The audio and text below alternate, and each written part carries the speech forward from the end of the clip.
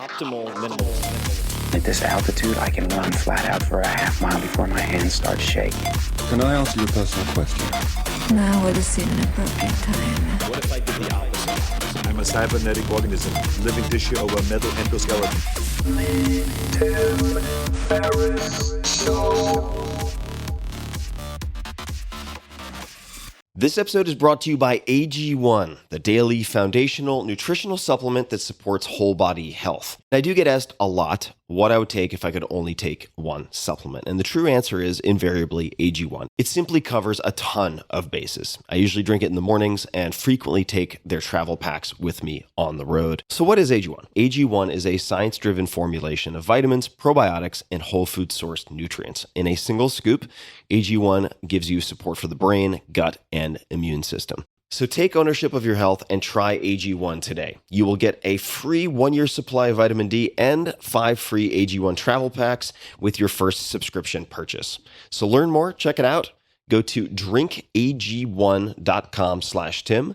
That's drinkag1, the number 1, drinkag1.com/Tim.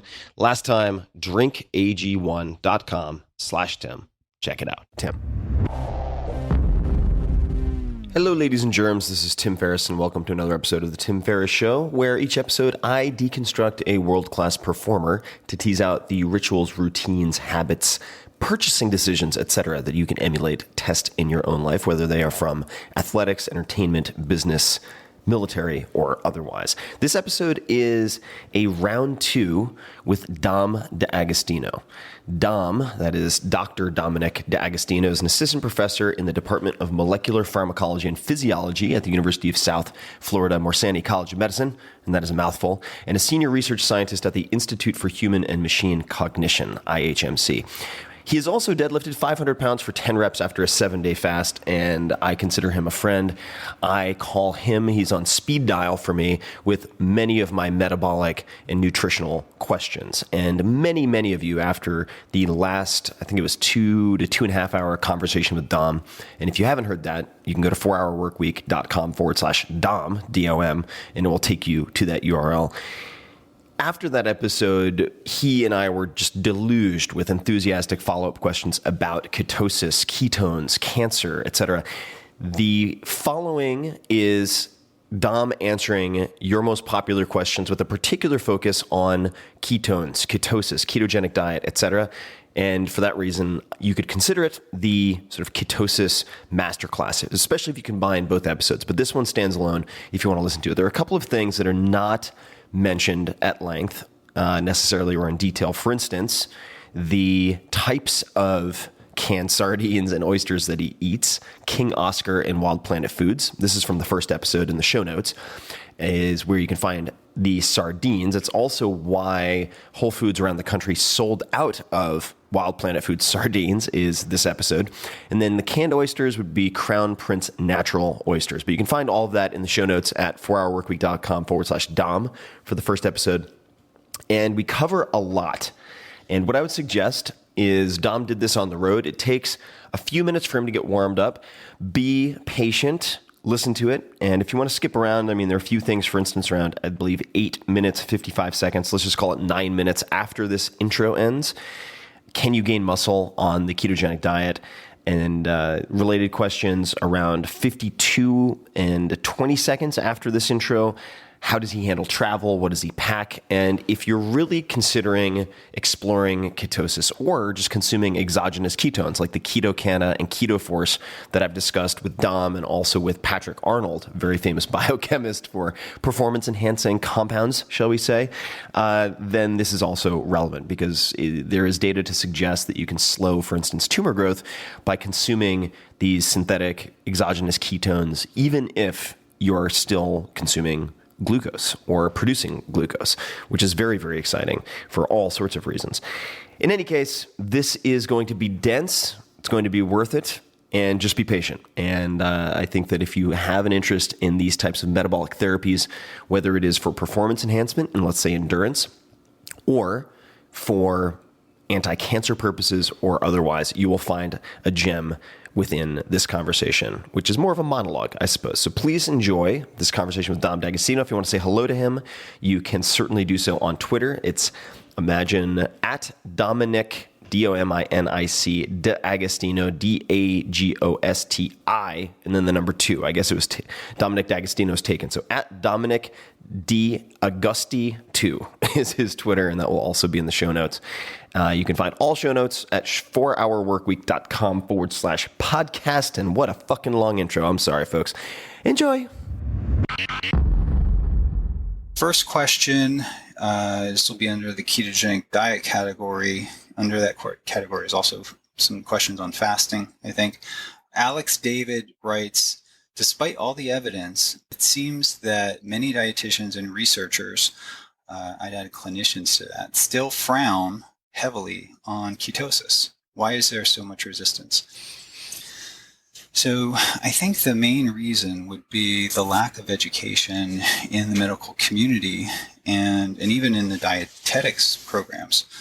So having gone through a nutrition science program in my undergrad 20 so years ago, there was a little bit of discussion on low carb diets, very little, if any, discussion about a ketogenic diet. There was a discussion, kind of a negative discussion one day, I remember, on the Atkins diet. So my particular professor at the time really sort of despised that diet. So that's the problem. Like, registered dietitians who are supposed to be at the cusp, the front of understanding sort of nutrition and how to manipulate nutrition for optimum health or weight loss. So most of the patients that they deal with are really trying to lose weight or manage type 2 diabetes. And we know the ketogenic diet is like a big hammer, for type 2 diabetes. As Jeff Volek would say, put a type 2 diabetic into remission within 2 weeks or so. We could see that, that's known. I think the big stigma comes from the dietetic community is that it's just not feasible for people to follow. And, if you lower the carbs, what type of macronutrient are you adding? You're adding fat, right? And saturated fat has been demonized, certainly was demonized back when I was in college, over 20 years ago. And that's going to be hard to change. I think our stance on that has softened up considerably, but it's going to take some time to change the minds of the people who are the major influencers, which would be kind of the medical community and dietetic program. They need to accept that the low carb ketogenic diet really has a place. And right now, it really doesn't have a place. It's getting more attention, which is good, but it just doesn't have a place. In the medical community too, so the lack of education there. I teach in the medical college, and I was on the medical curriculum committee for medical school for a number of years, like 3 years. And the curriculum is already so compressed, and it tries to fit in as much as possible. The information is sort of biased, if you want to say that, towards covering what's on the boards that the medical students have to take, the USMLE.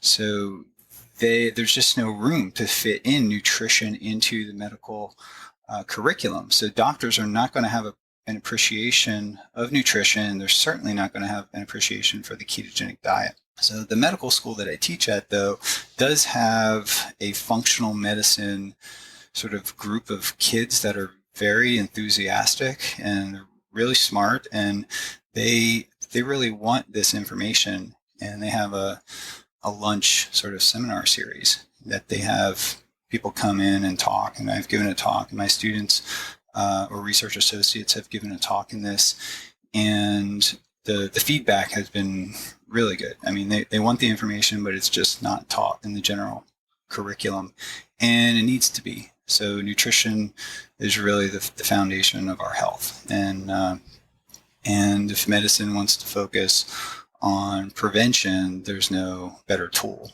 than nutrition. Right? Exercise helps, but probably not as good as nutrition. So nutrition research too, there's just a lack of good research on low carb diets and ketogenic diets. There's some out there if you look, but the rigorous sort of controlled multi-university trials looking at the effects of a high carb diet versus Mediterranean versus low carb versus ketogenic diet. These are really difficult studies to do, and they're really expensive. And it comes, you have the question of who's going to fund these studies. What kind of institutional support do you have to run these studies? Are the people at the institute knowledgeable? Do they have a team of dietitians that can control the parameters that are needed to ensure diet compliance? For example, are they measuring blood ketones for all the participants in the ketogenic diet group? So that rarely happens, and that's the kind of oversight that needs to happen to be able to do this kind of research. And the research is really going to be important because that's what the medical community who are not taught nutrition, that's what they're going to look at. They're going to want evidence. So if they say, if you tell them that this is a powerful metabolic therapy and it's even the standard of care for drug-resistant or drug-refractory epilepsy, it works remarkably well for that application, and I think it can work equally well for a number of other applications. They're going to want the research to support that. And I think that research, is in progress. And I think the low-hanging fruit would be looking at type 2 diabetes and obesity. And I think that's going to be one of the most important applications for a ketogenic, or maybe not even ketogenic, low-carb diet. So a low-carb diet is relatively easy to do, but nutritional ketosis is really considered extreme and difficult to implement, right? So that's why, the question is, why are researchers and dietitians frowning on this? So a dietitian is going to have a difficult job getting their patients to comply with this kind of diet. I could just tell you by people come to me, and many of them that attempt the ketogenic diet just can't follow it. It's really hard to follow. And that's what I think something like a modified Atkins diet, you'll get 4 times the amount of compliance. If you can get maybe 10% of people that can follow a ketogenic diet, I would say if you screen them properly, you could get at least 40% of the people to adhere to a modified ketogenic diet, defined as sort of following in a way that they consistently have an elevation of blood ketones day in and day out. So it's just a much easier diet to follow. I'll talk a little bit more about that later, I think, with questions. And there's also some resistance from the exercise community too. The question is, what are you using the ketogenic diet for? And there's, at least on social media, there's a lot of talk and discussion and debate about the ketogenic diet for endurance athletes, long distance runners, and I think it definitely has an application there. Bigger question that I get a lot, is it the ideal diet, or can you gain muscle size and strength, doing resistance training, doing bodybuilding, powerlifting with a ketogenic diet? And I think you can. I know you can. The question is, is it optimal? Probably not for everybody, but I think it can be for a subpopulation of people. And I think, as we age, our carbohydrate tolerance decreases with age. So the over 40 crowd, and I would fit into that, responds remarkably well to a ketogenic diet, I think, in the context of resistance training or a low carb diet. But we really need more research on that. So hopefully we plan to do that. So the next question, probably spent too long on that question, so I'll try to hit these more rapid fire. The next question comes from Brad Gross. Could you please ask him about protein intake on ketosis. So it seems like there's thousands of different answers out there. So that's his question. And yes, everybody's got an answer to how much protein you should take on a ketogenic diet. So in the case of me, and in the context of, treating kids with epilepsy, it's been found that keeping your protein between 1 and 1.5 grams per kilogram per day is really, you need to kind of stay within that range to consistently stay in nutritional ketosis, as protein can be insulinogenic. So you could excess protein can feed into a gluconeogenic pathway and kick you out of ketosis or decrease your ketone levels. So I would say that higher protein, though, is probably needed in people that are more active and also heavy training. And I think when you get the person who's an ectomorph and is super fast metabolism, and maybe on top of that, a friend of mine, he's an ectomorph and he has a very high output, because he works outside all day. So he needs, 2 grams per kilogram per day. And that's typically far above what most people would take for a ketogenic diet, but his ketones stay remarkably high off that because his output is really high. Typical ketogenic diet, quote unquote, the classical ketogenic diet, 4-to-1 ratio, 4 parts fat, 1 part combination protein carbs, has like 10% calories coming from protein. That's really low. So a modified ketogenic diet is 25 to 30% calories in protein, from protein, percentage protein. And that's also called the modified Atkins diet. And it really evolved out of work done at Johns Hopkins. Eric Kossoff is probably the leader in sort of advancing the modified Atkins as a metabolic therapy for kids and adults with seizures. And that's really the diet that a lot of athletes are using. So myself included, not an athlete, but I think most of the people who say they're on a ketogenic diet are not doing the classical ketogenic diet, which is like 10% protein. So yeah, the protein intake, very general recommendation, 1 to 1.5 grams per kilogram. Matt Nelson asks the impact of the ketogenic diet on type 1 diabetes. So it's an interesting situation is that I have a type 1 diabetic student in my lab, and he's a PhD student, remarkable student, big guy, 6'4", 250.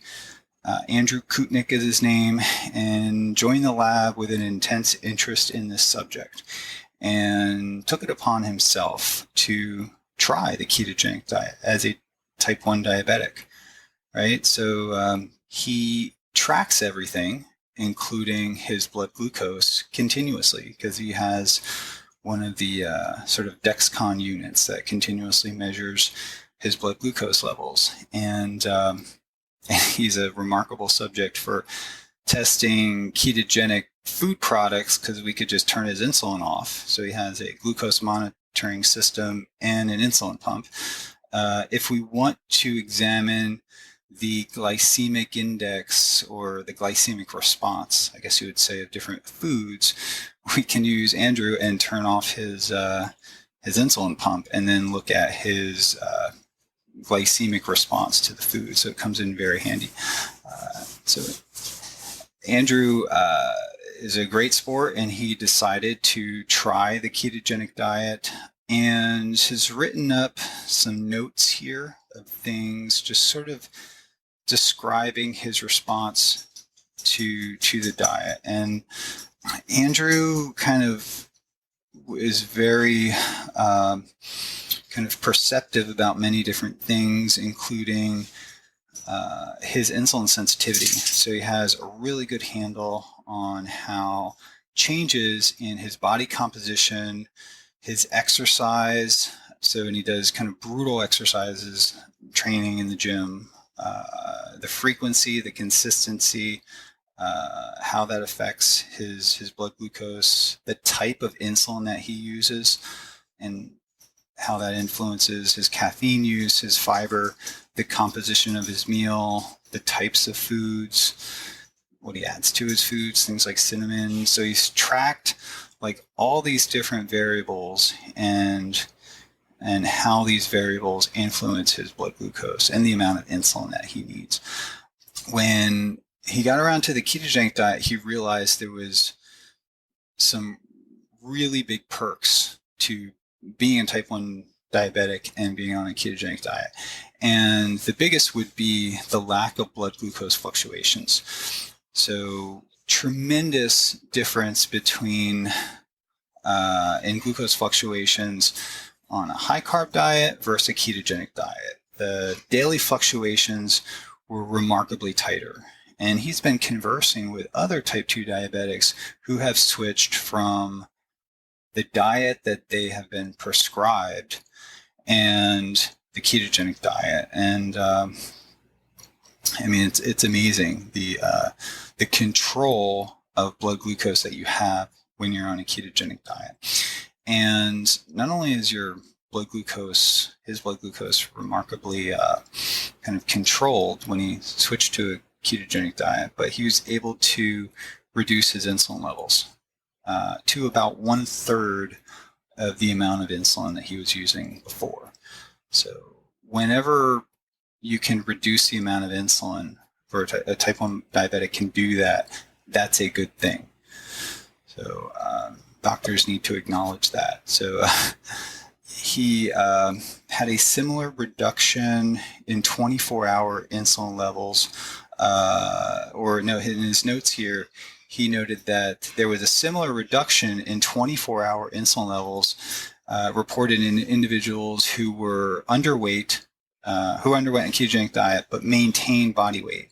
So he lists a number of different publications to support sort of the same observation that he saw when he switched from a high carb diet to a ketogenic diet for managing his type 1 diabetes.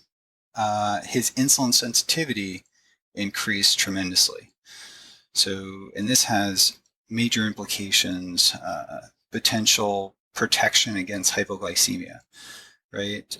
In my talks, I always talk about the work of George Cahill from Harvard in 1967, in the mid-60s. In 1967, he published an observation of fasted subjects who, when adapted to a state of starvation ketosis, were remarkably resilient against insulin-induced hypoglycemia. So they suppressed their blood glucose levels with IV infused insulin down to something between 1 to 2 millimolar.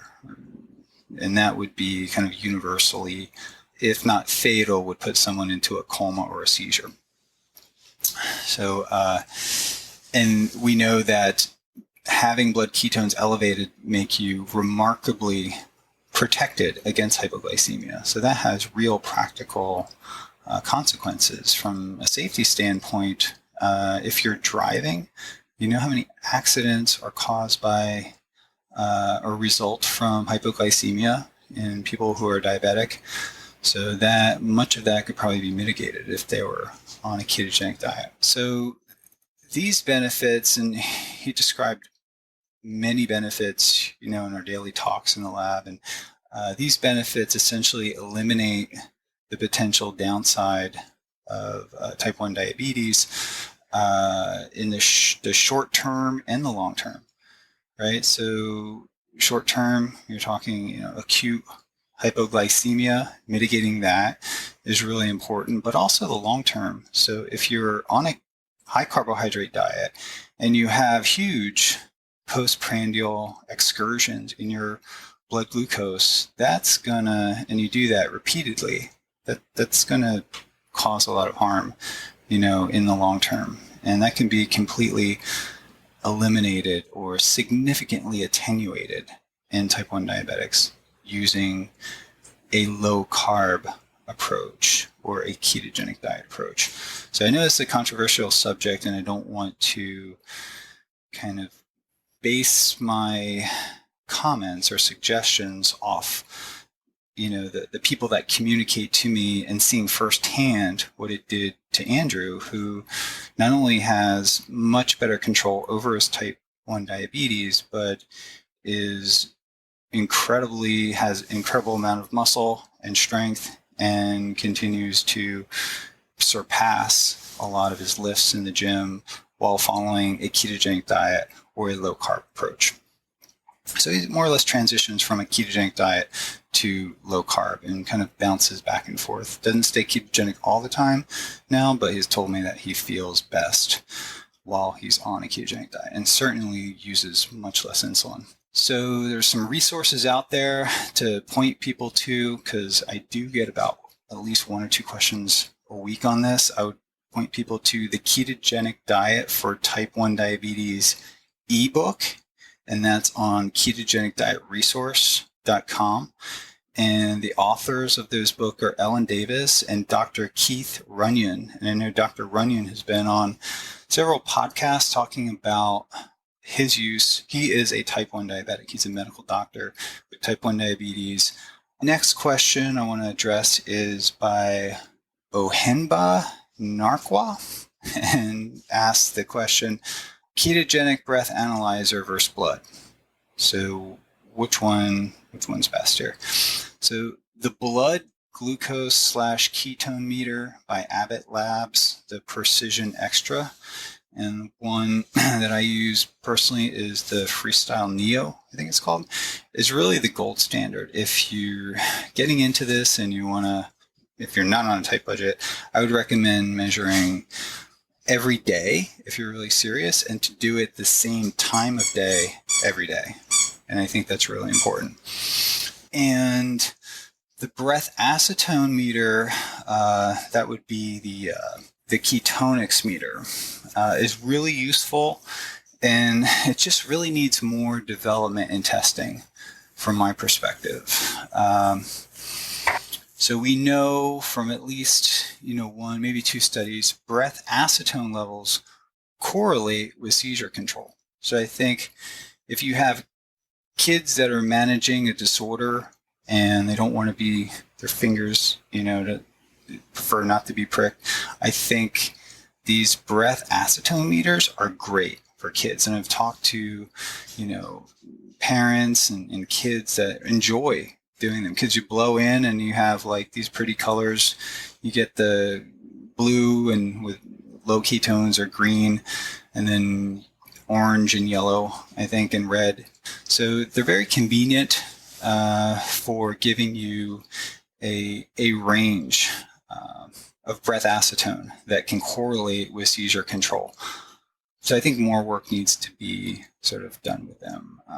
They're non-invasive, and I think what I'm interested in and is actually using these devices to look at other volatile organic compounds that may be important health biomarkers. For example, it gives you information on oxidative stress. So you have things like isoprostanes, things that could detect, from what I'm interested in, is like oxygen toxicity. Pulmonary oxygen toxicity will kind of be characterized by blowing off certain volatile organic compounds. And I think our gut microbiome too will influence the volatile organic compounds that are coming out of our mouth. And I think these things can be picked up. And once we understand them, we can develop devices to measure these things in our breath. And I think no one has done it yet, but I don't know why it's not possible, but saliva ketone measurements, I think that might be, something to look into. So if anyone out there is listening, so maybe a saliva ketone measurement system could be useful. The next question is Jeff Henderson, and he writes, I'd be really curious about how ketosis affects performance at altitude. So I live in Big Sky, Montana, do a lot of backcountry ski touring, climbing, mountaineering. I've noticed a significant performance increase while in ketosis. I'm currently trying to get enough friends willing to do a ketogenic diet so I can put together an actual experiment with a decent sized data set. So I don't know what he'd measure if he did that. Would love to hear Dom's thoughts on this. Okay. So there's an increase in brain blood flow when you are in a state of nutritional ketosis. So that may reverse some of the things that we know happen as a response to altitude. There's some individuals can have hypocapnic cerebral vasoconstriction. So that could maybe be reversed or mitigated in part with nutritional ketosis. There's also things like at altitude, you can have an increased intracranial pressure. And the diet actually has a well-described diuretic effect. It's fairly mild, but it can maybe reduce some of that intracranial pressure that people at really high altitudes can experience. So we know too that the energy production that our bodies in general probably can generate energy more efficiently with ketones than it can with other types of fuels, with glucose in particular, and that we can probably derive more energy per oxygen molecule. And I would probably direct you to some of the work that was done by Richard Veach's lab, and they did work with a working perfused heart preparation, and they looked at the delta G of ATP hydrolysis, and they look at the hydraulic efficiency of the heart, which increased significantly when the preparation was perfused with ketones relative to glucose. Right. So there's also a book written by Andrew Murray and Hugh Montgomery. And that book, the title of it, How Wasting is Saving, Weight Loss at Altitude Might Result from an Evolutionary Adaptation. So this book kind of describes how nutritional ketosis may mitigate some of the weight loss that's associated with being at altitude. Peter Attia also gave a talk, if I remember correctly, at IHMC. If you Google Peter Attia IHMC lecture, he gave a discussion on the performance enhancement effects that he had with the ketogenic diet, and also described cycling at high altitude. I think the balance of the data from a scientific perspective and from feedback that I get would suggest that being in a state of ketosis can enhance exercise performance at altitude. Another person I've been communicating with recently is Patrick Sweeney. He actually recently teamed up with professional mountain biker Rebecca Rush, I think is her name, and they did a climb and a descend on Mount Kilimanjaro on their mountain bikes. Right, so this was a mountain bike climb, and the mission was totally self-supported, meaning that they didn't have any porters to carry their bags or anything, and they abstained from using acetazolamide, which is Diamox, the medication that you take for altitude. And so they didn't get altitude sickness. So the goal of what they're trying to do, Patrick Sweeney and Rebecca Rush, the goal of the expedition was to raise $1 for every foot of climbing they did. So that amounted to a little over $19,000 for an organization called World Bicycle Relief. And Patrick had communicated with me prior to attempting this Mount Kilimanjaro bike ride, and I kind of coached him a little bit and just talked about the ketogenic diet and how you do it, and sent a number of emails. Just Google Patrick Sweeney bike ride and should bring you probably to this event and give you more information on it. And the next question is from Lindsay Watkins. Lindsay asks, I'd like to hear about any differences or considerations females need to have with the ketogenic diet. So what I've observed is that, and this may even apply to our rodent models, the transition into ketosis can be more difficult for females. in general, it seems that they're more variable in their responses, reactive, I would say, to low blood glucose levels, especially initially.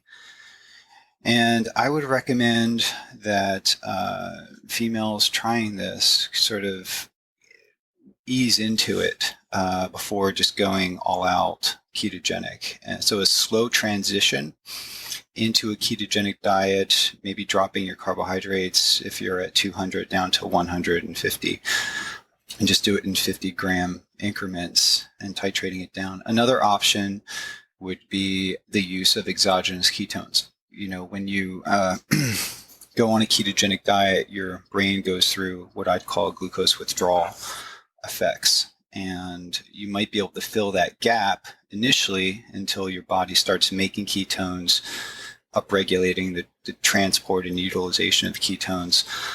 You might be able to fill that gap by taking exogenous ketones or just simply using something like medium chain triglyceride.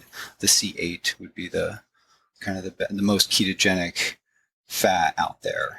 Another issue that females run into is that when a lot of women start this, they tend to start a ketogenic diet in a calorie deficit.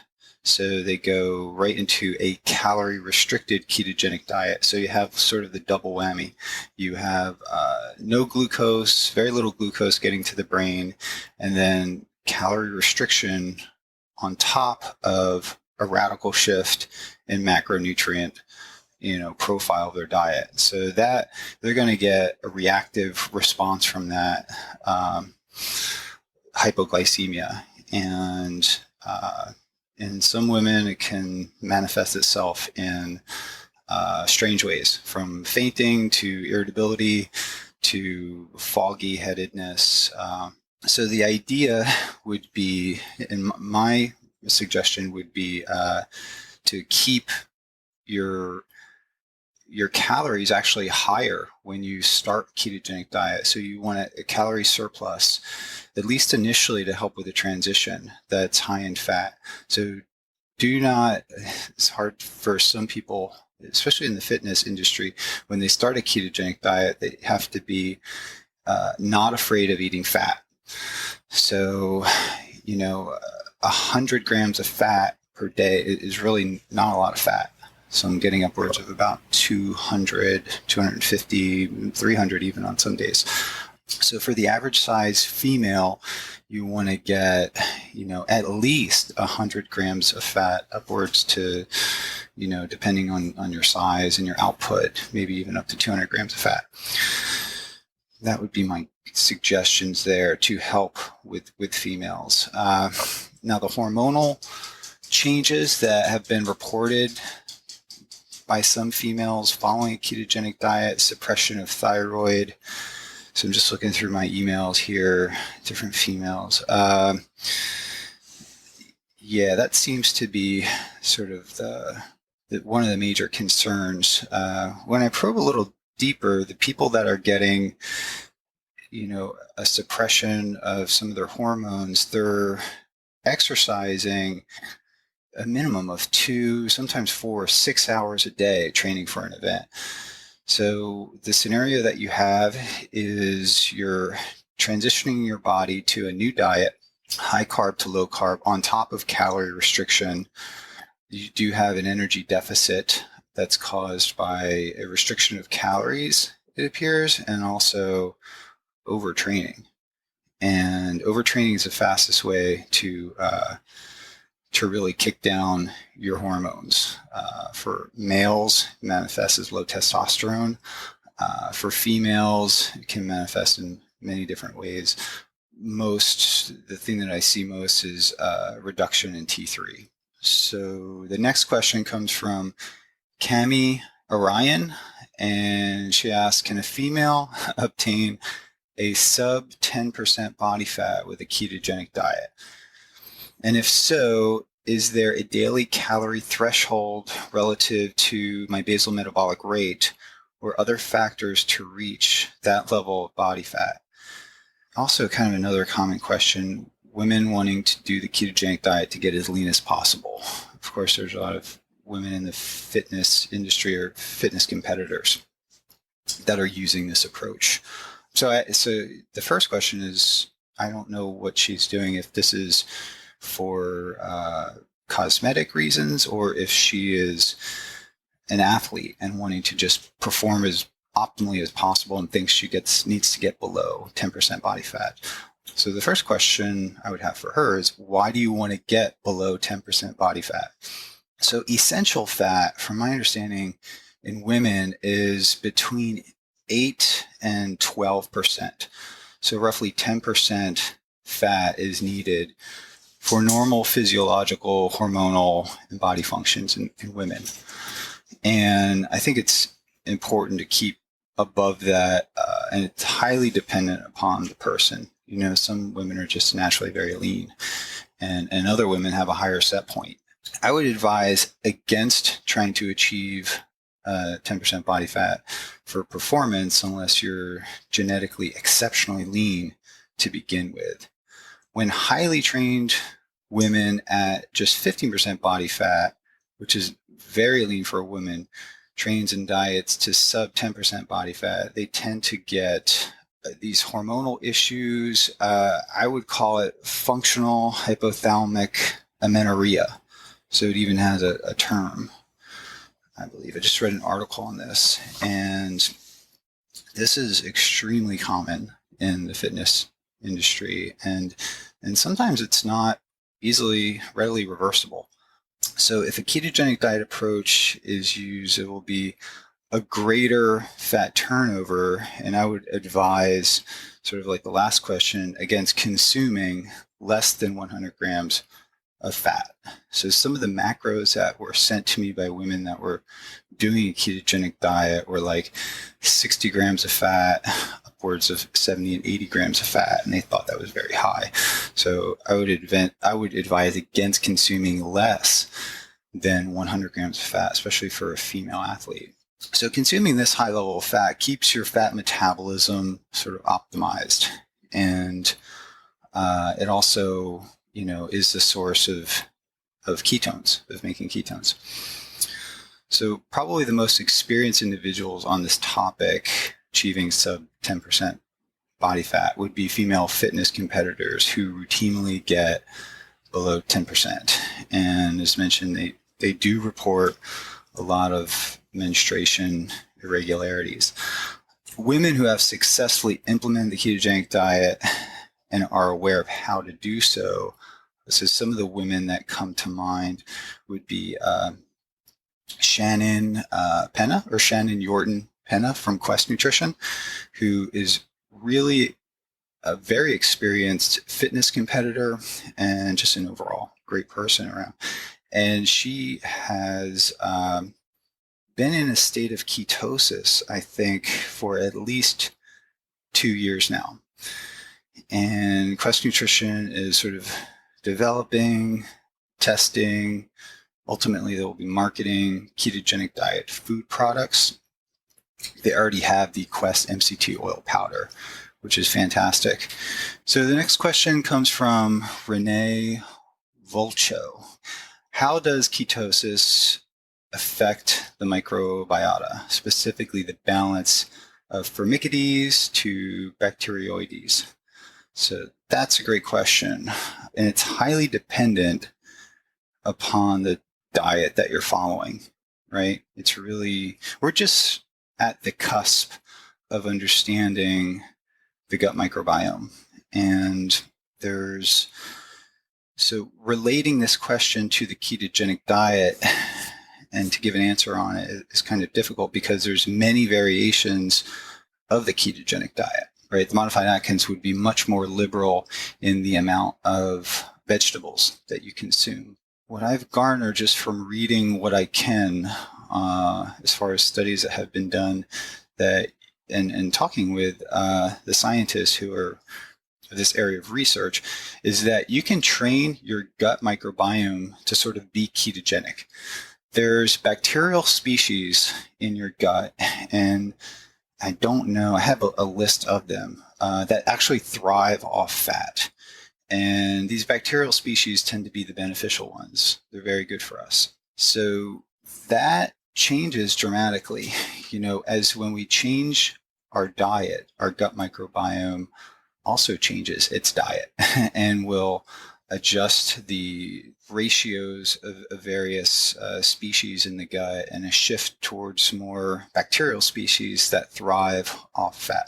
My general recommendations to optimize the microbiome, and my knowledge is nowhere near that of researchers out there like Alessio Fasano, who's the chair of pediatrics at Harvard Medical School. He actually gave a fantastic IHMC lecture.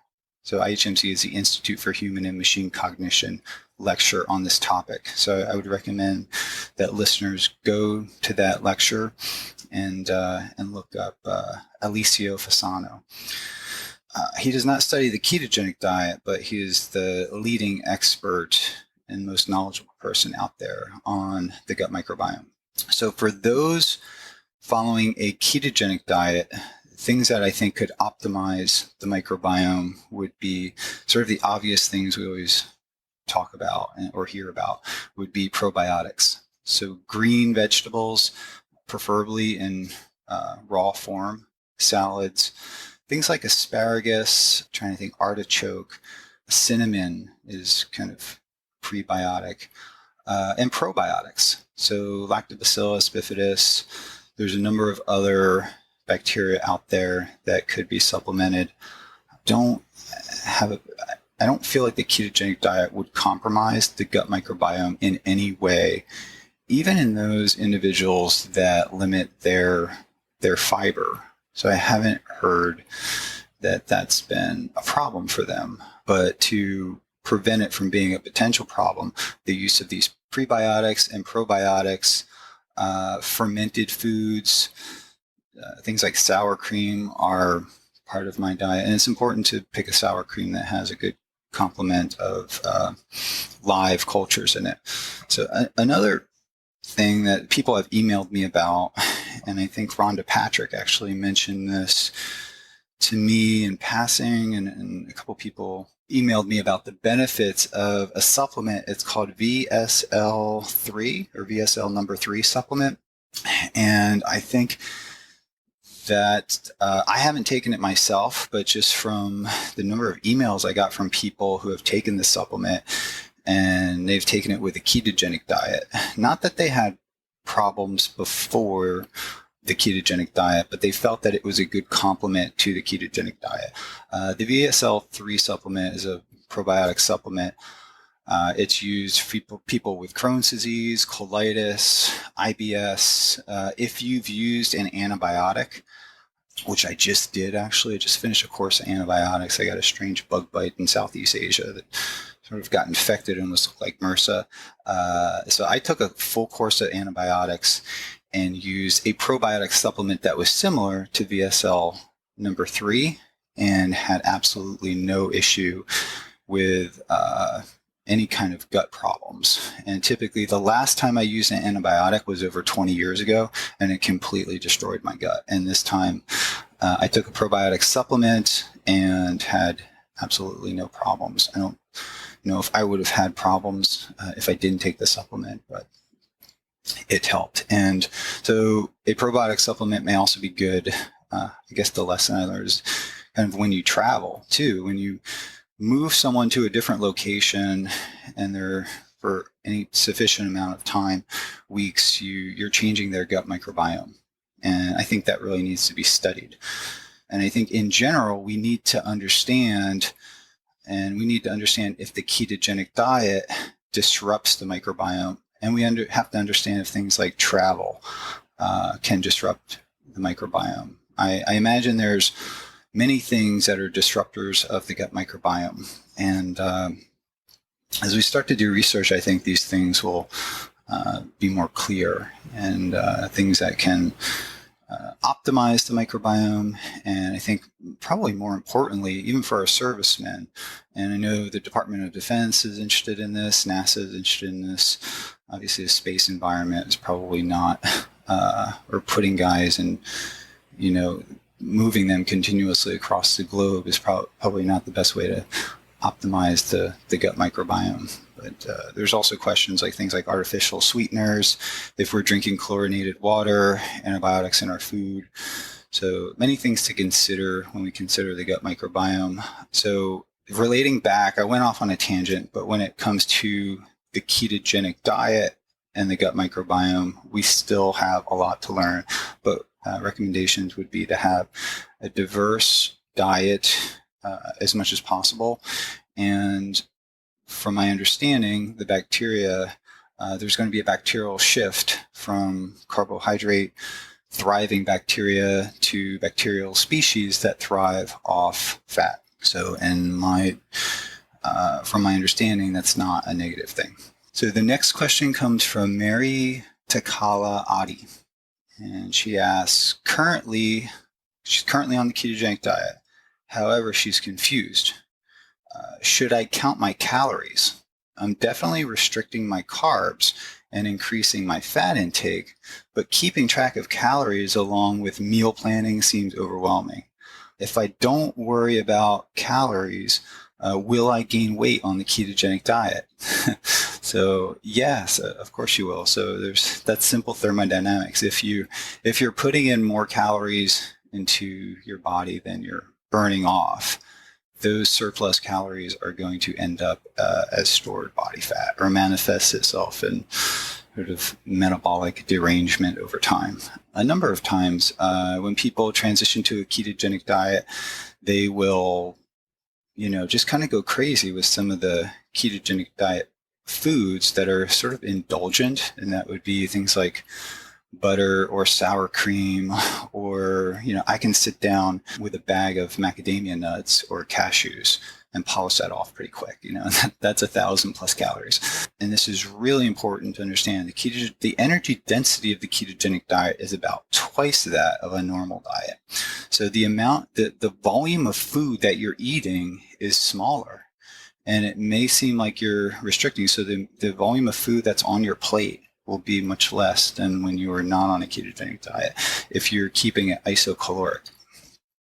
But chances are that over time that you'll inadvertently self-restrict on the ketogenic diet. So your blood glucose there's far less fluctuations. You won't have these big postprandial excursions in your glucose that kick off a surge of insulin that make you hypoglycemic, a few hours later, and make you kind of craving another bolus of food again. So that sort of whole cycle is eliminated, and that was really eliminated in me. Probably one of the most practical advantages that I've been able to realize from the ketogenic diet is the control of hunger. And I think that has a huge carryover effect when it comes to being able to have control of your food intake and not having your food intake sort of control you. So tracking is a very tedious process, but after you do it after a certain point, you really don't have to. Like I can look at a piece of meat or oil or some green vegetables on my plate and just calculate the macros in my head, really. And sometimes I'll just sort of weigh it out and do it and double check sometimes to make sure I'm right. But it's not nowadays, after you follow the ketogenic diet, it's not a laborious process. One trick I've learned is that before dinner, which is my main meal of the day, I'll have a bowl of soup. And the kind of soup that I have is usually broccoli cream soup or cream of mushroom soup. And instead of using whole dairy cream, I use concentrated coconut milk in place of the dairy cream. So, and I thin it out so it's not super dense in calories. But after eating that, the amount of food that I want to consume is like cut in half. Obviously, that's a lot of calories too, but it's really super ketogenic. So the next question comes from Dominic Bushman is his name. And he asks, how do you feel about the usual crappy food served at scientific conferences? And in parentheses, the smartest people seem to have the worst lifestyle.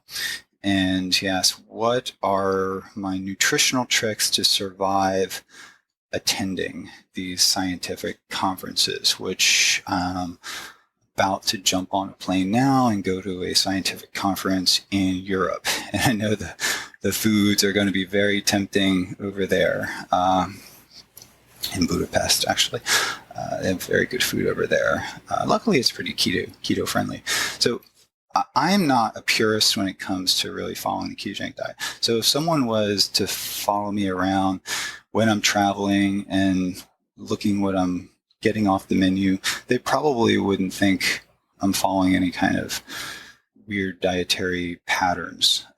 You can almost always get a salad, and you can almost always ask for extra butter, extra olive oil to put on the chicken, beef, or fish that I put on the salad. But generally, I limit dairy, protein when I'm home, but will indulge a little bit when I'm traveling. Of course, cheese is ketogenic. So my recommendations for what I do, as I've probably mentioned before, is that my bags are packed now, and I have a case of sardines and a case of oysters, and they are packed in extra virgin olive oil. And I also go to a store near me and I buy bulk macadamia nuts. And I think macadamia nuts agree with me more than almonds and other types of nuts. Many of the conferences that I attend, they actually do have an appreciation for nutrition, and they had fantastic array of food there. Other conferences, not so much. But I think, it's always people say, I can't follow the ketogenic diet because, I'm a business person, I'm traveling all the time. It's just not possible for me to follow this diet. So what should I do? I think it's actually easier. The ketogenic diet is far easier to follow if you are that kind of person who's on the move all the time. So the food that you're consuming is much more energy dense. It's less weight. It's less things that you have to carry in your bag. Sardines and oysters and macadamia nuts take up a very small amount of weight, relatively speaking, and they have a really high energy density. So I tend not to like to take a check bag when I travel to scientific conferences. I can bring just my carry-on and and I've calculated this, I can get about 10,000 calories, of food on my carry-on really easily, and have all my clothes for a week. So I probably couldn't do that if I wasn't on a ketogenic diet. So the next question comes from Willie Chirtman. Do stimulants aid in ketosis? And are there any particular stimulants that are good? Yeah, I think caffeine has a ton of research behind it. The military is a big fan of caffeine, and the military has a really high bar in regards to their safety, in regards to their efficacy, and they're incorporated into different food products like the first strike ration is something that they make up there in Natick Combat Feeding Center there, and it's basically just sugar and caffeine. So I think they need to change that. But caffeine has long been a staple in my diet in the form of coffee. Right now, sipping on my coffee with MCT, the caffeine's just starting to kick in. And I feel it. And I feel good on caffeine, and I don't feel any negative effects from it. Over 200 milligrams of caffeine in me raises my blood sugar. 100 milligrams seems to be the sweet spot. 200 milligrams of caffeine will cause an overactivation of the sympathetic nervous system, maybe produce some anxiety, and caffeine mobilizes free fatty acids from adipose, but it also kind of breaks down glycogen from the liver. If my glucose is sitting at 70, and I take 200 milligrams of caffeine, I'll see a bump up to 75, maybe even 80 with that amount of caffeine. But 100 milligrams seems to be a good sweet spot for me. There's caffeine as an appetite suppression. It has antioxidant effects in the form of coffee. And I have a couple papers on my desk. I started reading about the effects of coffee on liver function too, an improvement in liver function. So another stimulant that I like to talk about and that I used a lot when I was younger is ephedrine hydrochloride. I don't know if it's still available. It's we use it in the lab. We've did experiments on pseudoephedrine and CNS oxygen toxicity. Divers will pop lots of Sudafed before they go diving because they want their sinuses to be clear so they can equalize, right? If you can't equalize, if you reserve a whole day to go diving and you're stuffed up and you can't equalize, then you're out of luck. You can't dive. It's too painful and can be really dangerous.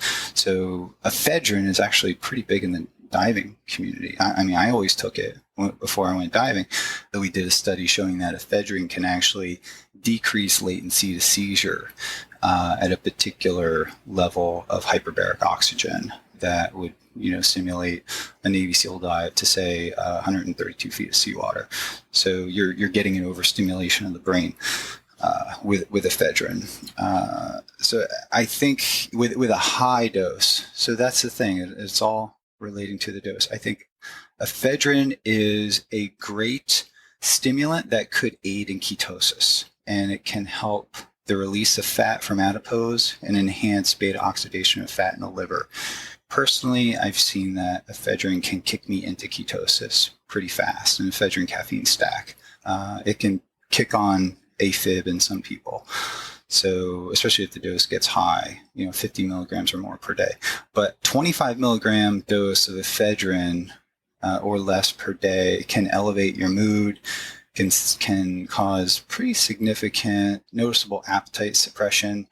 And it's more of a psychological effect. When it comes to getting a physiological response, 50 milligrams to 100 milligrams a day of ephedrine to get a really measurable increase in fat oxidation rates.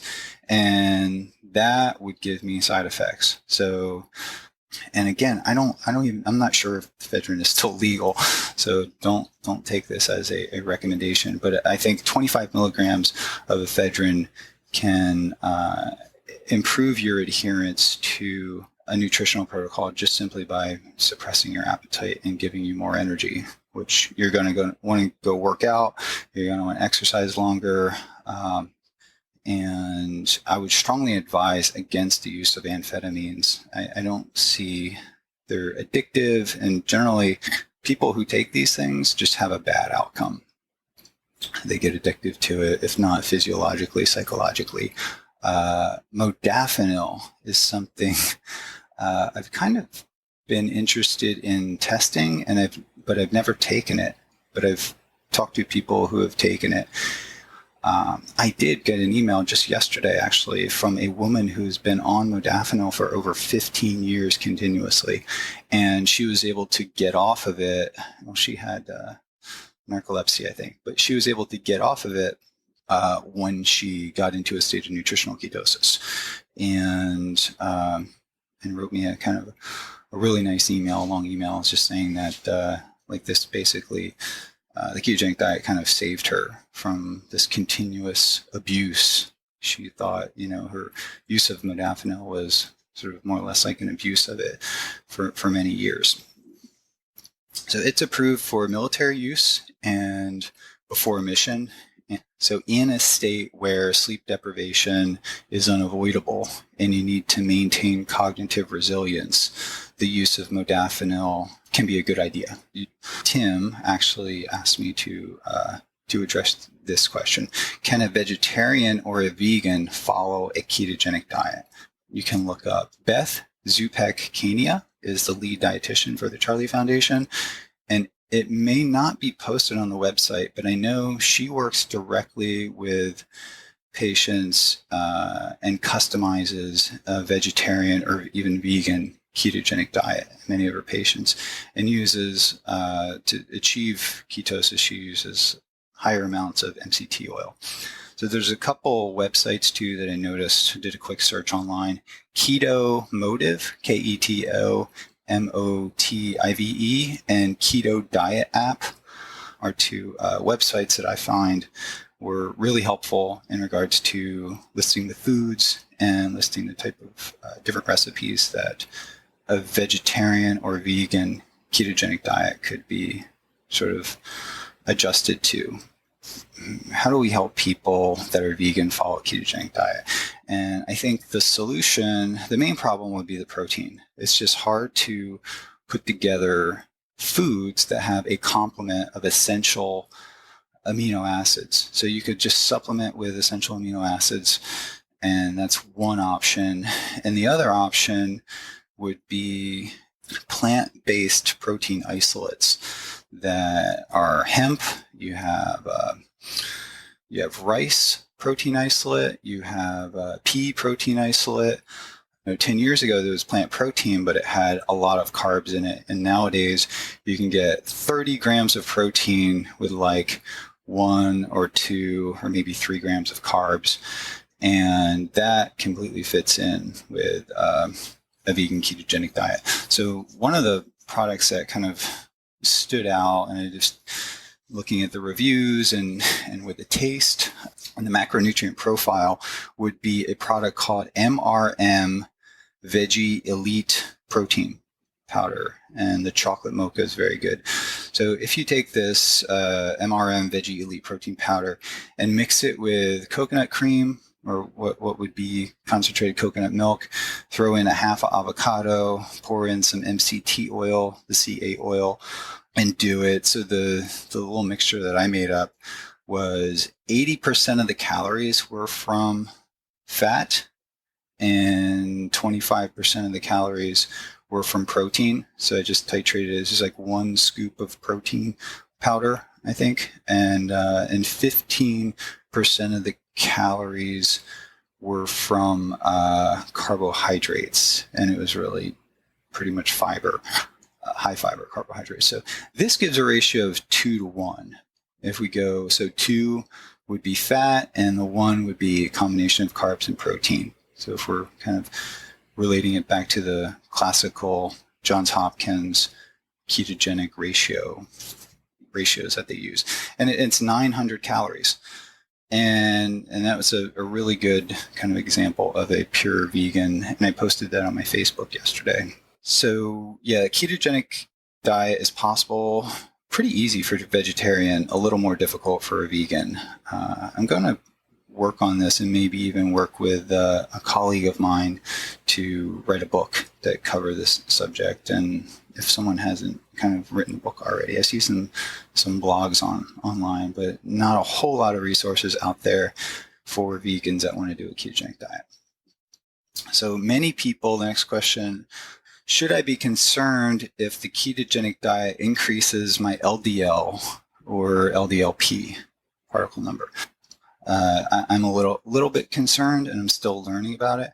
But if your LDL or LDLP skyrockets and stays elevated after several months, you might want to be concerned about it.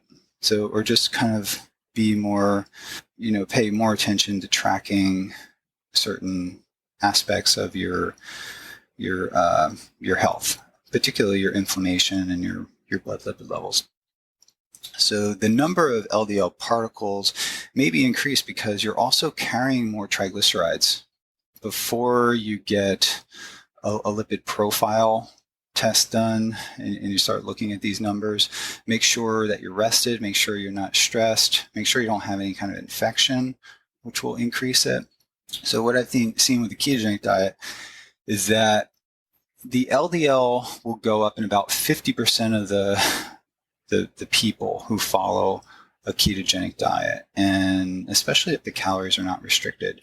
So if you're restricting calories on a ketogenic diet, which many people do that use the diet to for the management of epilepsy or cancer, even in that population where the ketogenic diet is sort of calorie restricted, about 25% of them will sort of email back and say, well, my doctor's following me and this is going up, but a lot less if calories are restricted.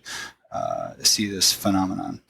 So I think it's important not to stress out about it and to kind of look at the big picture. So the first book I had was the book from Johns Hopkins that was written by John Freeman and Eric Kosoff. And that described, the classical kind of a dairy-based 4-to-1 ratio classical ketogenic diet.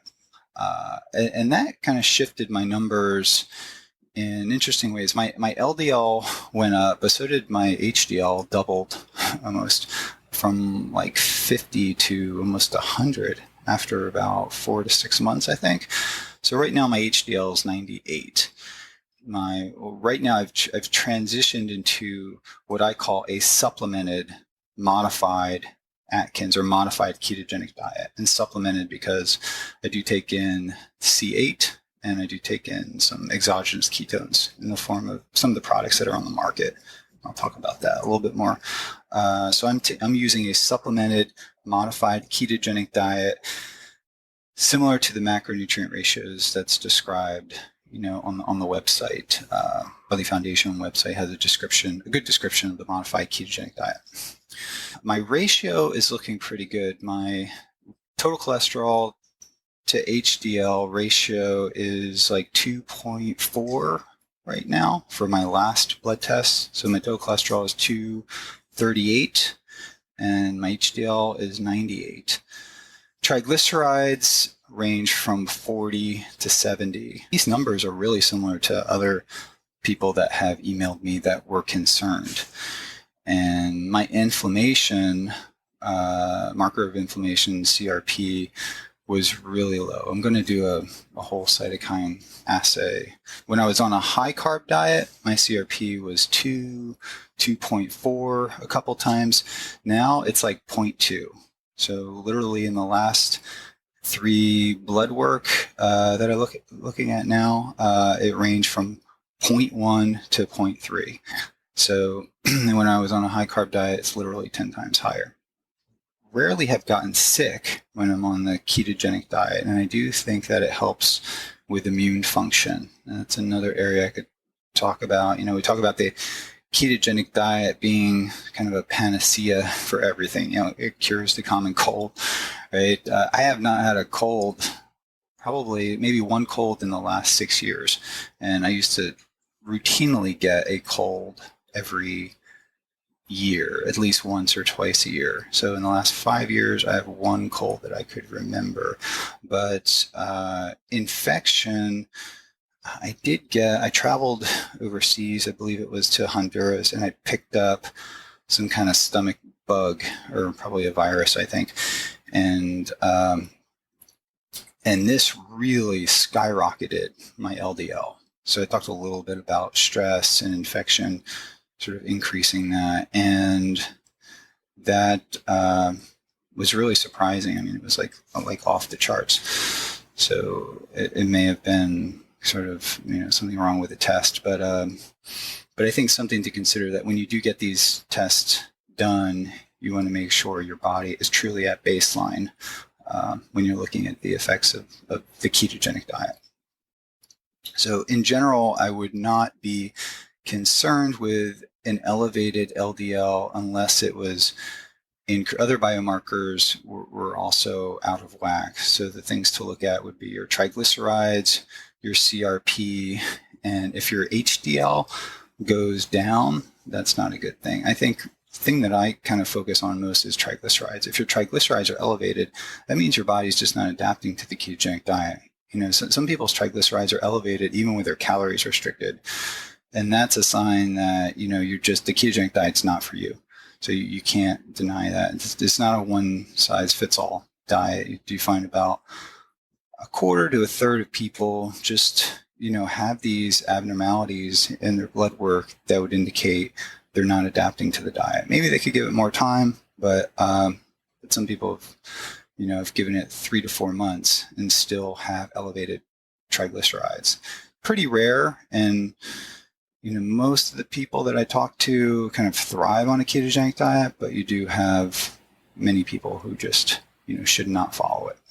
The next kind of branch of questions that I'm going to address would be exogenous ketones. This is a question that popped up recently, and it comes from Carson Rowe. Dozens of people have asked me this question, so I want to address it right up front. So is it dangerous to use ketone salts, which are racemic? So there's the ketone salts that are on the market now, from my understanding, have a D and an L configuration. Dr. Richard Veach on, who's a ketone expert on Bulletproof Podcast, and Dr. Veach said that he would avoid ketone salts at all costs. Something about real versus mimicked molecules, etc.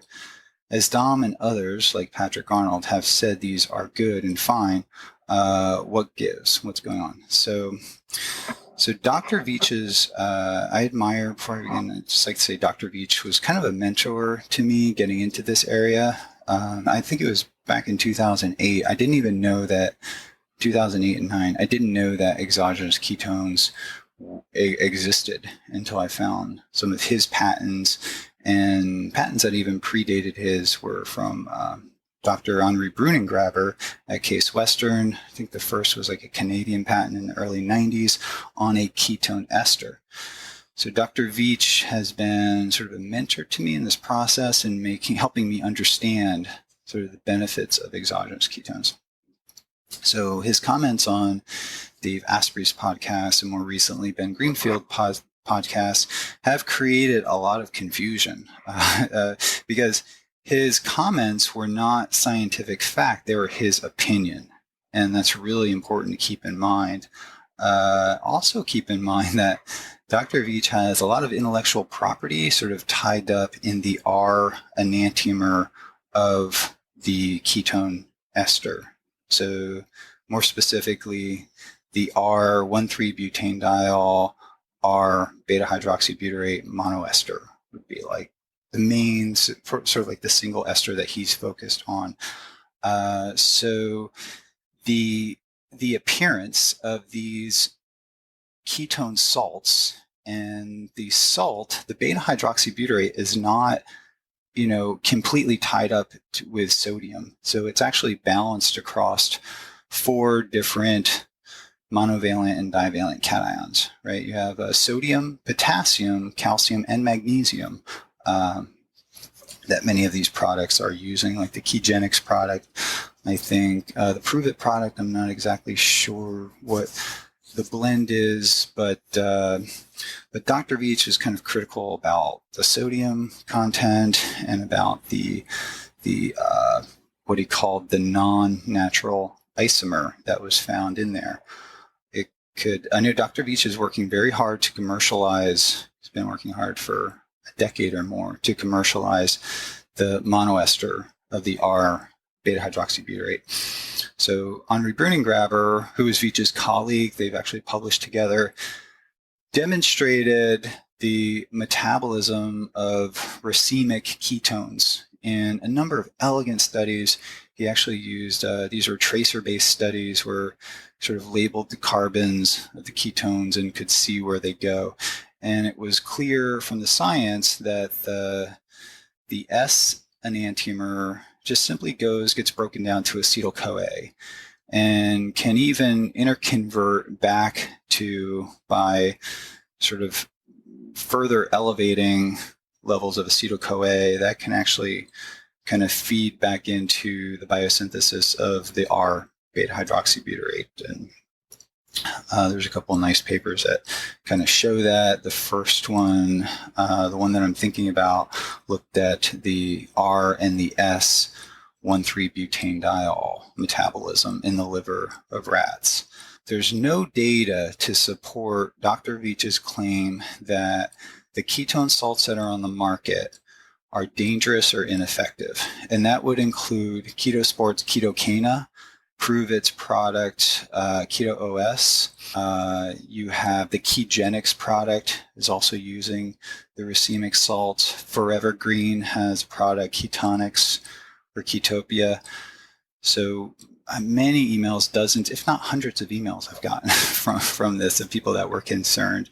And it's kind of easy. Dr. Veach is a very esteemed kind of researcher, and I think he firmly believes that the R enantiomer is sort of the way to go when it comes to exogenous ketones. And I did too. I think our lab, actually the first ketone ester that we tested for CNS oxygen toxicity was the 1,3-butanediol beta-hydroxybutyrate monoester in the R enantiomer, and it didn't prevent oxygen toxicity seizures. So it elevated pretty much exclusively beta hydroxybutyrate. And I was going to give up on the project. And then, I discovered an earlier patent by Henri Brunengraber that had a 1,3-butanediol combined with acetoacetate. And that, to me, it made perfect sense, right? Because when you consume it, it hydrolyzes in your gut, so you release the acetoacetate, and that's one of the ketones that the body uses. And then the 1,3-butanediol goes to the liver and gets broken down completely to beta hydroxybutyrate. And the pharmacokinetics are beautiful. You get a kind of a 1-to-1 ratio of beta hydroxybutyrate and acetoacetate in the liver. And it was in that particular ketone ester gave remarkable neuroprotection against CNS oxygen toxicity. So that was like the second ketone ester that we tested. Patrick Arnold helped me synthesize it once we got the synthesis formula, and Henri Brunengraber was very kind to just give it to me and tell us how to do it. So, and that was racemic. So that was racemic 1,3-butanediol, which breaks down to the 2 enantiomers of beta hydroxybutyrate. So it was remarkably effective in our hands. So I knew that there was more to the story than this. I've also, served with Dr. Veach on various workshops, and can say that he's very opinionated when it comes to the ketogenic diet. And he thinks the diet is sort of a horrible diet, and the high fat is very dangerous. And we know that's not the case, and there's not a whole lot of science to back up his claims. I think there's one paper in Kids in Johns Hopkins that followed the 4-to-1 sort of classical ketogenic diet. And I think many of the kids were put on a product called KetoCal, which is like hydrogenated vegetable oils and things like that. And they had an elevated triglycerides. Not very surprising, right? So I think when we talk about the ketogenic diet, it's really important to acknowledge, and most people don't acknowledge this in the medical community, that the diet, there's many, many versions of the diet. And we have very little research. We still need to determine the optimal ketogenic diet in regards to the fatty acid profile. So we know we need a much greater omega-3 to omega-6 ratio is going to be really important. The level of monounsaturated fats versus saturated. I'll say that no scientist, when it relates to the ketone salts, no scientist or toxicologist that I'm aware of would find Veach's comments to be true, that the racemic salts are dangerous in any way, unless, of course, they're consumed at really high amounts. As we know, water is toxic in high amounts. All things are dangerous. Caffeine, of course, I talked about. Tylenol will quickly kill you if you take too much of it. Many studies actually show, there's clinical studies that actually show these racemic salts are very safe in high doses, even in kids given pure sodium beta hydroxybutyrate over periods of years. And that actually leads me to the next question that was asked by Emily Bent. And she asked, what's Dom's advice for fatty acid oxidation disorders like MAD or VLCADD, a medium chain or very long chain acetyl-CoA dehydrogenase deficiency? So MAD is short for multiple acyl-CoA dehydrogenase deficiency. And since being added to newborn screenings, diagnoses have increased massively. So there's a lot of kids, more kids being diagnosed. So the complications of this particular disorder can involve an acidosis, the hypoglycemia, other symptoms such as general weakness, enlargement of the liver, enlargement of the heart is really a problem. So essentially what this disorder, multiple acyl-CoA dehydrogenase deficiency is a mitochondrial inefficiency. And it's interesting, if you just go to PubMed and type in MAD, M-A-D-D, and ketones, you get, this is just one of the disorders that can be effectively treated with racemic beta hydroxybutyrate salts. And there's a number of studies. I'm just going to PubMed now. First study pops up: highly efficient ketone body treatment in multiple acyl-CoA dehydrogenase deficiency related leukodystrophy. So, and that was published in Pediatric Research. So that was using the ketone salts essentially that are on the market, at least the racemic sodium beta hydroxybutyrate salts in these kids. It's a nice description, a summary of that. Another study by a different investigator, favorable outcome after physiological dose of sodium DL3 hydroxybutyrate in severe MAD. So sodium racemic beta hydroxybutyrate was given, and this can be given in an oral dose or it can be given IV in very high doses, and no side effects from this. The dose that you need to get a measurable boost in blood ketones is not giving you a dangerous dose of sodium. So that needs to be acknowledged, and I think that was touched upon in Dr. Veach's sort of talk, is that there's no way, I think, quote unquote, he said there's no way that these ketone salts could even increase ketones even 0.1 or 0.2 millimolar. But that's not the case. We know that we can get levels into the 1 to 2 millimolar range if you take enough. And I think as the technology sort of evolves and we're creating various types of beta hydroxybutyrate salts from monovalent and divalent cations, in addition to alkaline amino acids, will combine nicely with beta hydroxybutyrate. And that's another avenue. So you can kind of envision a blend of beta hydroxybutyrate spread across, monovalent, divalent cations and alkaline amino acids like lysine, arginine, histidine, citrulline. These are all combined pretty nicely with beta hydroxybutyrate.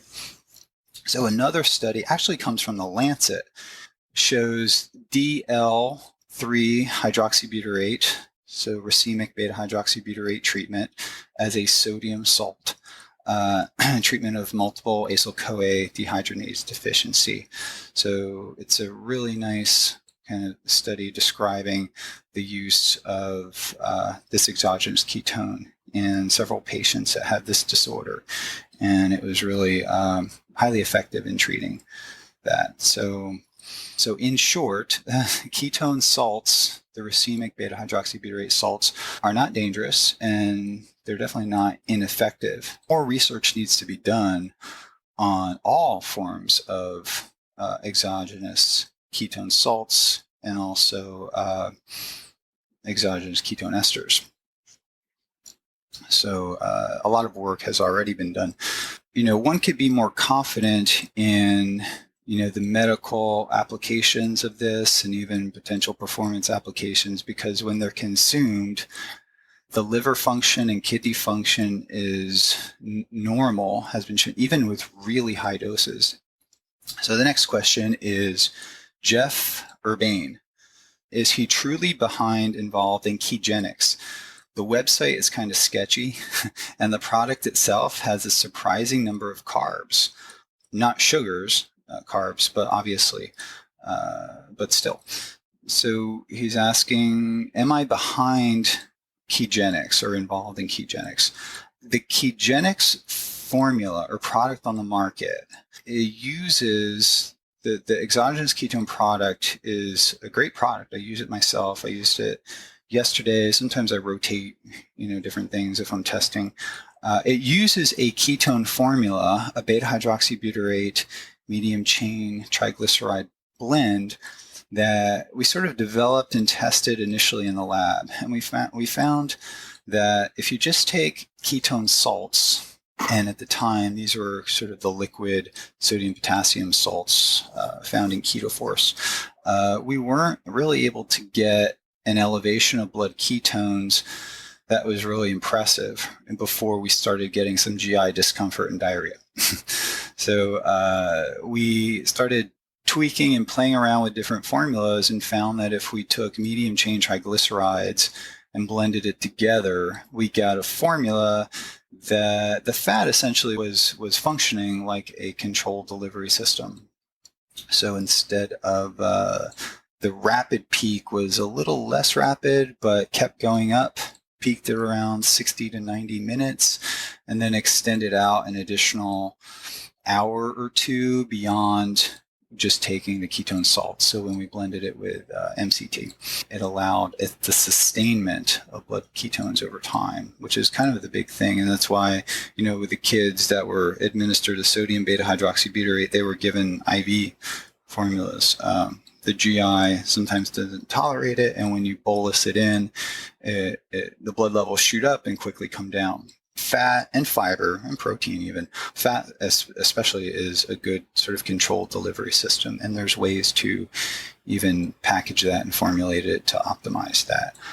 So the Ketogenic product is not my product, but they incorporate a patented formula that we developed, and I don't own the patent. The university owns the patent. So Ketogenic has worked with our university to get the rights to.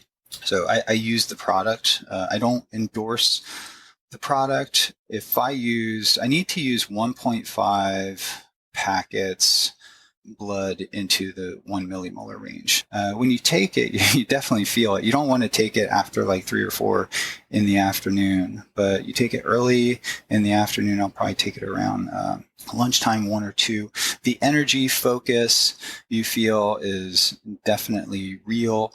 My blood work, when I've taken it continuously at a fairly high dose, looked really good. Markers of inflammation, like almost non-detectable.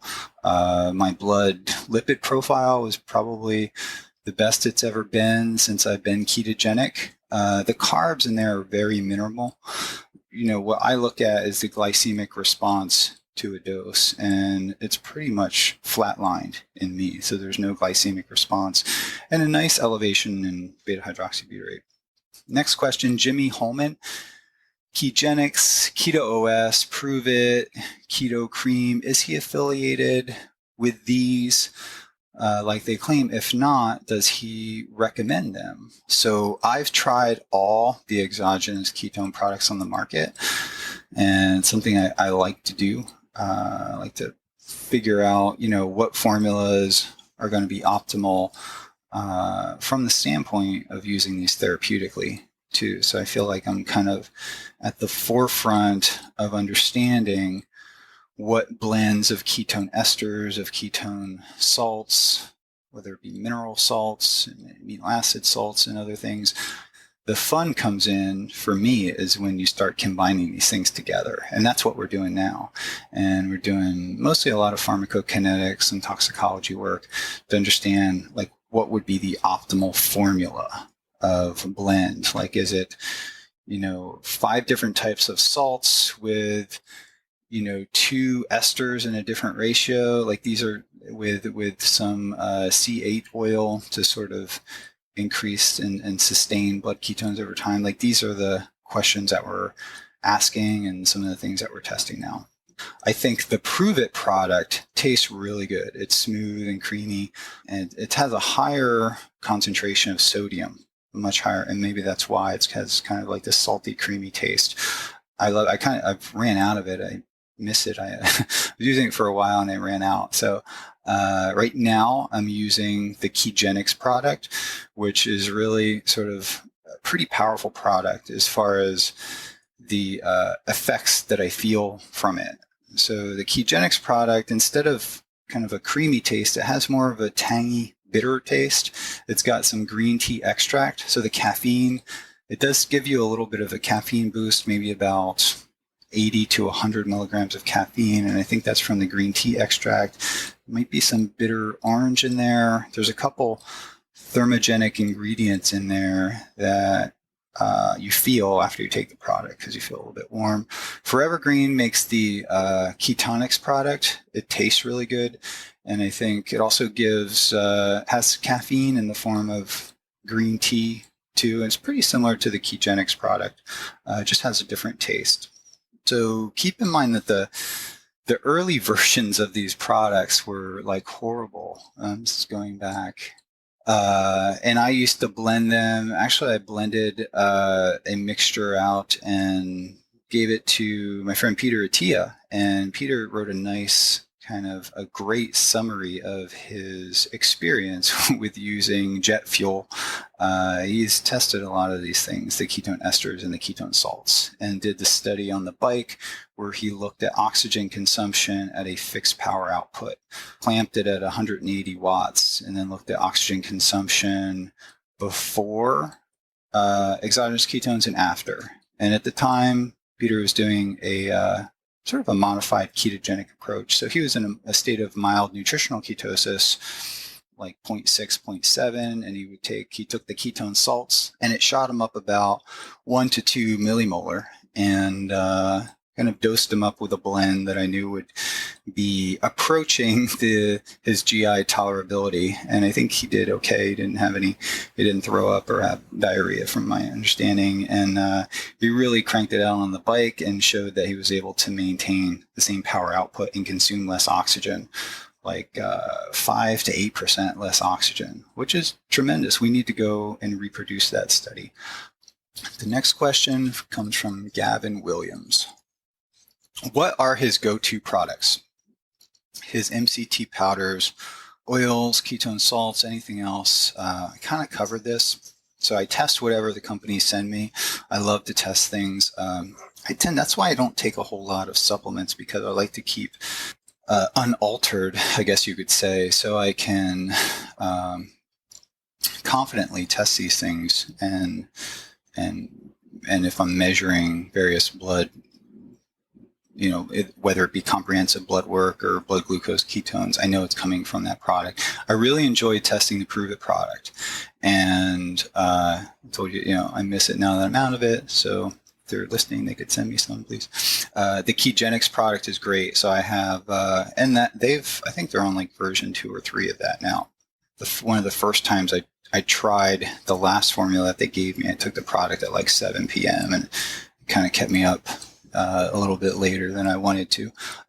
Another product that's really a go-to product, and I keep it, at my house, at work, and it's in my suitcase when I travel, is the Quest MCT oil powder. And the Quest coconut powder is a big staple of mine. I've talked about sort of the foods that I've consumed before. The Wild Planet sardines. Sardines are a much more sustainable than, say, like tuna or some of the larger fish out there, that these predatory fish also, through bioaccumulation, can accumulate toxins like mercury and other heavy metals. So it's non-detectable levels of the things that are of concern, like mercury and other PCBs and other things that are out there. So that's important, especially if you're giving your fish to your young kids. Or the oysters are also one of my go-to food. The Crown Prince oysters are a really good brand that I like. Lately, there was a bone broth that I use. It's a little pricey, but the company kindly sent me a sample to test, and it's called Fire and Kettle Bone Broth. And I use it maybe like twice a week. I'll make soup out of it, and I think it's fantastic. I think it's super high quality. Another go-to product would be Civation. Makes a product called Extend Perform, which is branched chain amino acids, leucine, isoleucine, valine in a 2 to 1 to 1 combination. Leucine being the predominant branched chain amino acid in the formula.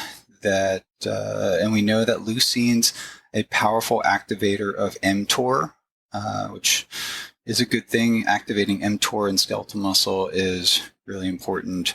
So intra-workout. So I use the product pre-workout and intra-workout. I've used the product a little bit during fast, and I think could be an effective tool for mitigating some of the muscle loss that can accompany a longer short-term fast, if that makes sense. So like 5 days or 7 days. So the Extend Perform product also has a mushroom blend in it. And I have to go and look to see, I actually researched all the mushrooms, but they're kind of, it's leaving me exactly which blend it has in it. But the mushroom blend that's in there has been proven to have a pretty impressive data behind it as far as enhancing performance and for lowering inflammation too. The other supplements I take, sort of like staple things, would be if I'm not getting a lot of sun, D3. So 5,000 I use sort of if I'm not getting sun. On days that I'm outside all day, I take 1,000 I use. So you don't want to get too much D3. So there's a bell-shaped curve, and too much D3 will give you the same symptoms of too little vitamin D. So melatonin is something that I take. It's part of a sleep cocktail I will take. I use it when I cross time zones, and I'll use up to 10 milligrams. But for daily use, I will use like anywhere between 1 to 3 or 5 milligrams, typically. Like 3 milligrams, I think, is what I have. So idebenone is another product that I take. I take it when I fly, actually, or before hard exercise. I think of idebenone as kind of the drug version of coenzyme Q10. It's more absorbable. It gets to the mitochondria easier. It's like a mitochondrial antioxidant. And it's also it's a drug. It's almost considered a drug for the management of something called Friedreich's ataxia. And I think in kids that take idebenone, it actually helps them out a lot. I'm not sure if Friedreich's ataxia is really a tough disorder, but I know from what I know in just talking with the FARA Foundation. So I know a family and a child with Friedreich's ataxia, and from the research indicates that idebenone prevents cardiomyopathy or hypertrophy.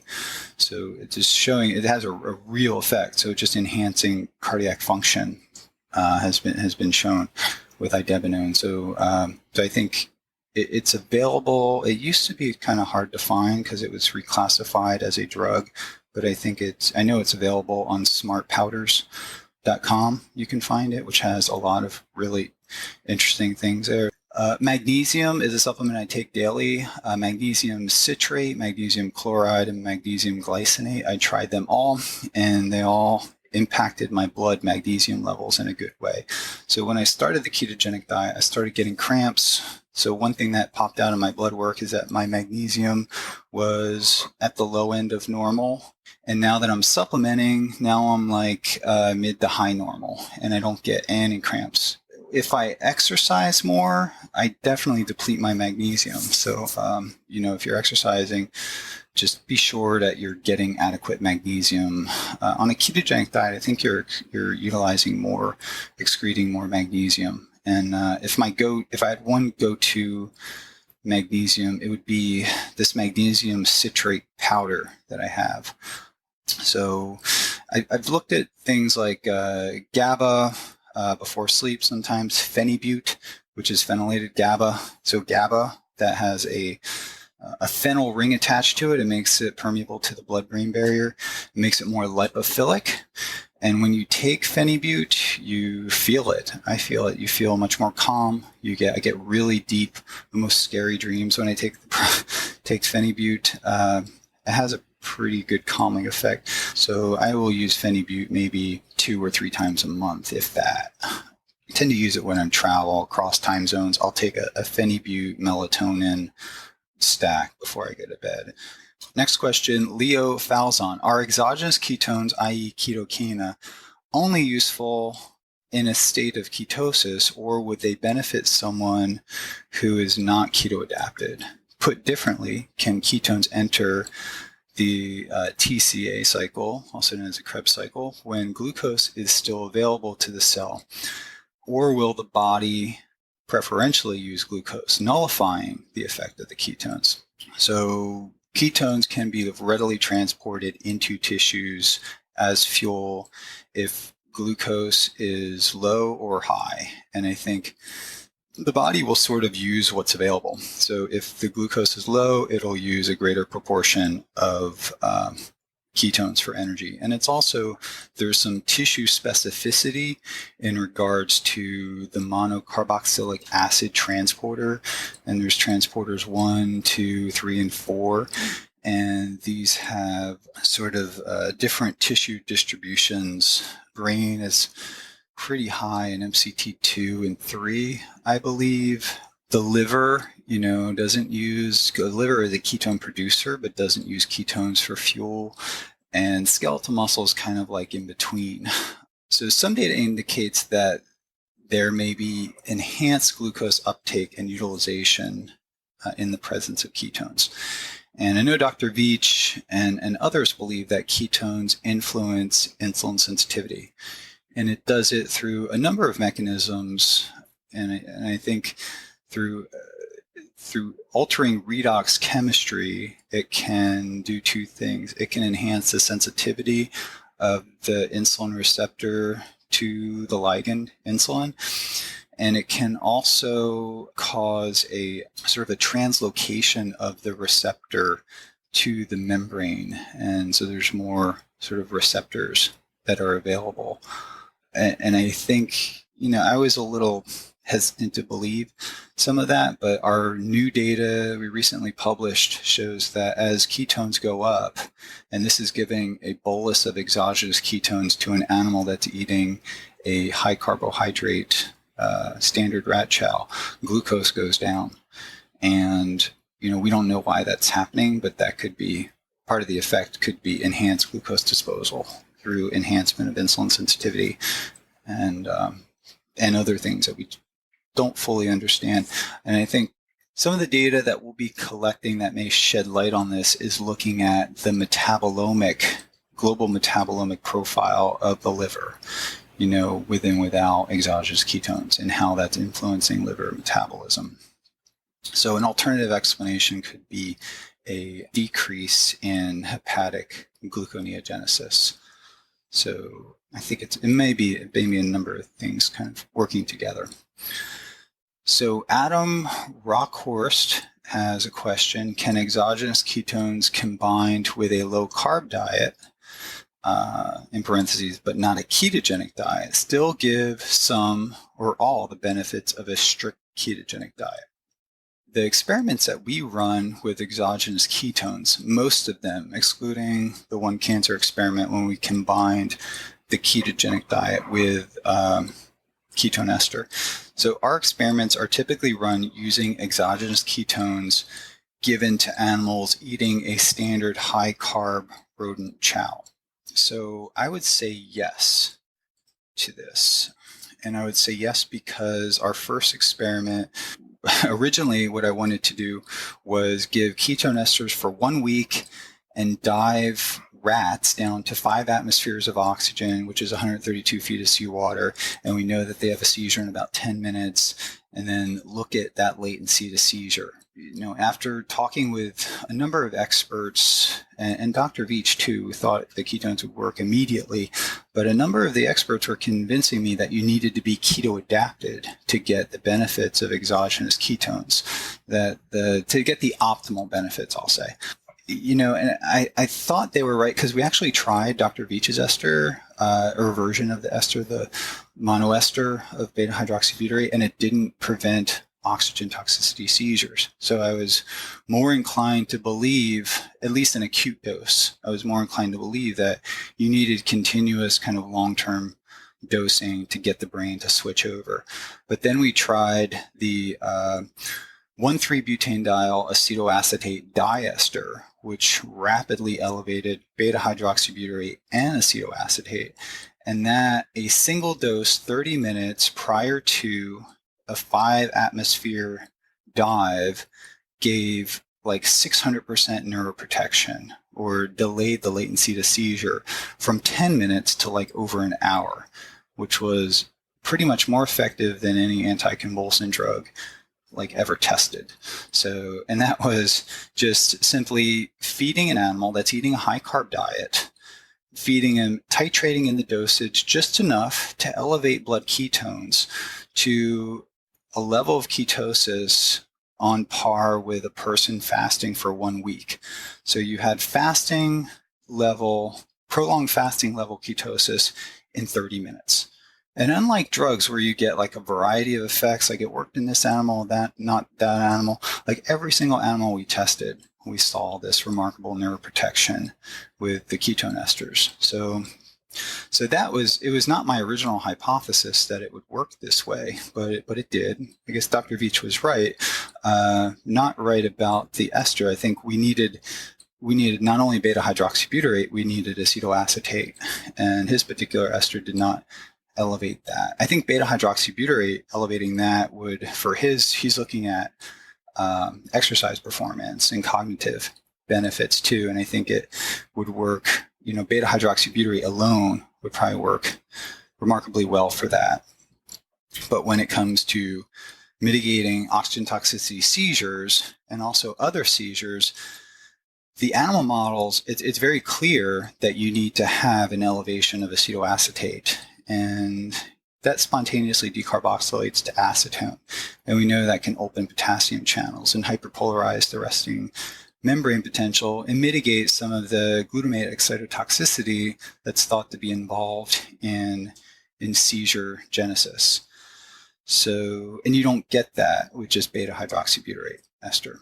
So, answer your question, yeah, I think you can get exogenous ketones. I went off on a tangent, and you're really talking about combining exogenous ketones to a low carb diet. Can you get the benefits?